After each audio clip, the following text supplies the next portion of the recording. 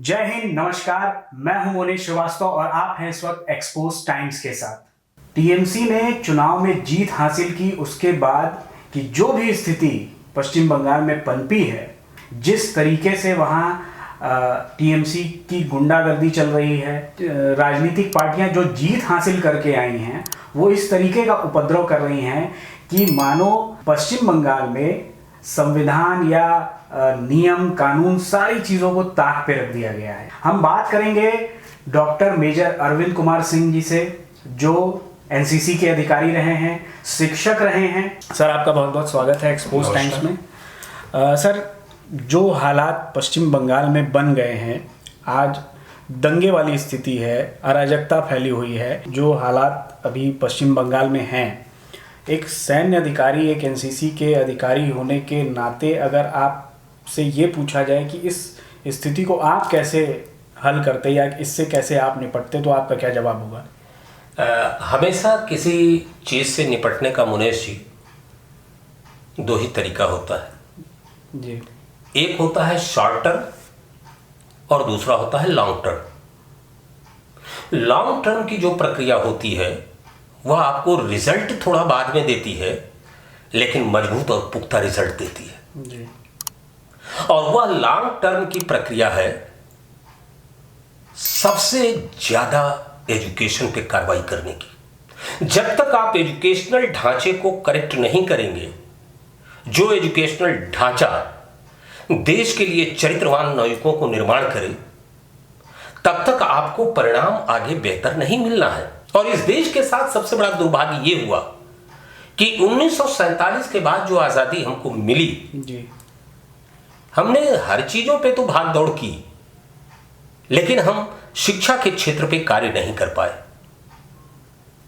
और आज की भी तारीख में आप देख लें, बड़ी विचित्र सी स्थिति शिक्षा एजुकेशन की है जी।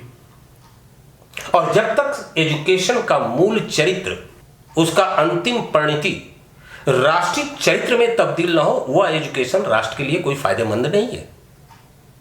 साइड उसके हो सकते हैं, इकोनॉमिकल, आर्थिक, मानसिक, लेकिन कहीं ना कहीं उसकी बुनियाद रखी जानी चाहिए चरित्र के ऊपर, और वो जाके इंक्लूड होना चाहिए राष्ट्र से।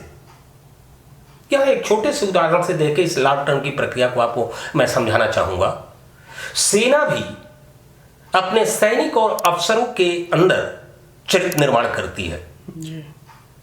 और एक आतंकवादी संगठन भी अपने आतंकवादियों के अंतर्गत चरित्र निर्माण करती है। और उस चरित्र निर्माण की मजबूती या तासीर देख लें कि बंदा अपनी जान से चला जाना तो पसंद करता है, अपने उद्देश्य से विमुख होना नहीं पसंद करता। फर्क कितना है, बड़ी बारीक सी फर्क है। एक सकारात्मक है और दूसरा नकारात्मक है। यह चीज कहां से आ रही है? कहीं ना कहीं उसको ट्रेनिंग का पार्ट, उसको सिखलाई का पार्ट, यानी उसको अगर ओवरऑल समेट के कहें तो एजुकेशन। इसलिए पहला, अगर हम चाहते हैं कि इस देश के अंदर एक ऐसा कैरेक्टर बिल्डअप हो जाए जो देश के लिए जिए, देश के लिए मरे, तो एजुकेशनल ढांचे को मजबूत करना होगा। उसमें उन चीजों को लाकर रखना होगा जो एक नवयुवक को प्रेरित करे, मोटिवेट करे राष्ट्र के लिए। इसका परिणाम, आज जो बच्चा है 4 साल का, जब वो 20 साल की उम्र में आपको इन भट्टियों से तप कर निकलेगा तो नजारा देश का कुछ और ही होगा। और अब आपका वो दूसरा शॉर्ट टर्म। आज देश में लॉन्ग टर्म की प्रक्रिया तो लंबी है, शॉर्ट टर्म पे क्या होना चाहिए?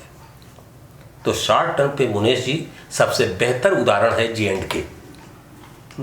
सेना ने ऑपरेशन ऑल आउट चलाया और परिणति ये हुई J&K की कि देश के अंदर सारे विरोधों के बावजूद, तमाम पॉलिटिकल पार्टियों के अवरोध के बावजूद, आज J&K न्यूट्रलाइज लगभग हो गया और 10 सालों में पूरे देश में कहीं एक आतंकवादी घटना सुनाई नहीं दी। ये कैसे हुआ? जब सरकार ने सेना को खुला हाथ दिया, सरकार ने सेना का मनोबल बढ़ाया, तो सेना ने उसको करके दिखला दिया।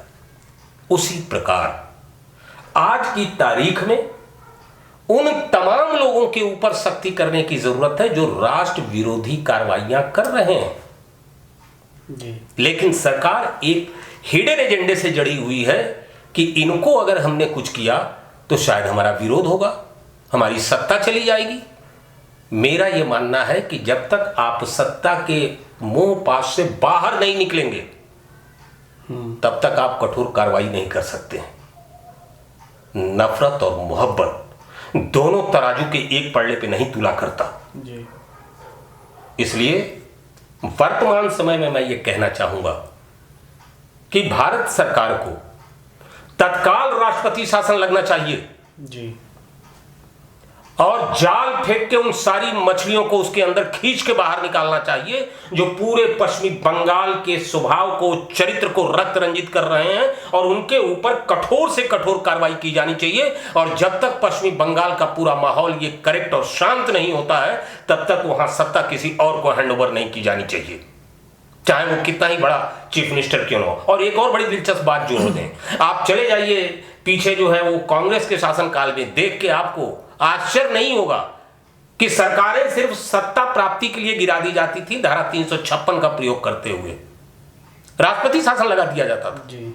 और आज की तारीख में 10 साल के अंदर या गवर्नमेंट एक किसी सरकार को बर्खास्त नहीं कर पाई है, चाहे भले वो सरकार राज्यसभा के द्वारा पास किसी बिल को चुनौती दे रहा हो, सुप्रीम कोर्ट के आदेशों को चुनौती दे रहा हो, लोकसभा से पारित कानूनों को चुनौती दे रहा हो, या फिर सरकार के द्वारा बनाए गए नियम कानूनों की धज्जियां उड़ा रहा हो।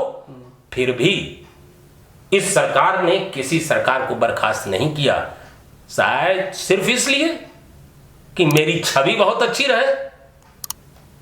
तो फिर उसका नतीजा देख लीजिए, छवि बंगाल में क्या है, छवि पश्चिमी बंगाल में क्या है। यहां पे एक वाक्य कह के इस प्रश्न का उत्तर समाप्त कर दूंगा कि कभी चाणक्य ने कहा था मुनेश जी कि जिस सत्ता के प्रति जनता के मन में आदर और भय का वातावरण न हो, भाव न हो, उस सत्ता को शासन करने का कोई अधिकार नहीं होना चाहिए।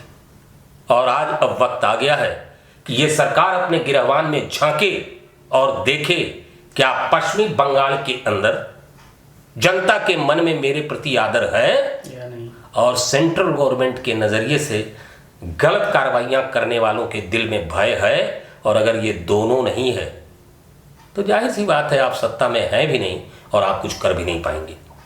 बहुत बहुत धन्यवाद सर, आपने बड़ी बेबाकी से वो सारे मुद्दों को और उसके जवाब को सामने रख दिया, और जिस तरीके से आपने इसके निराकरण के ऊपर प्रकाश डाला है, मुझे लगता है कि अगर सरकार इस आपकी बातों को सुने समझे तो शायद जो पश्चिम बंगाल में हिंसा हो रही है या जो कोरोना काल में जो भी उथल पुथल और विरोधाभास चल रहा है उस पर नियंत्रण किया जा सकता है।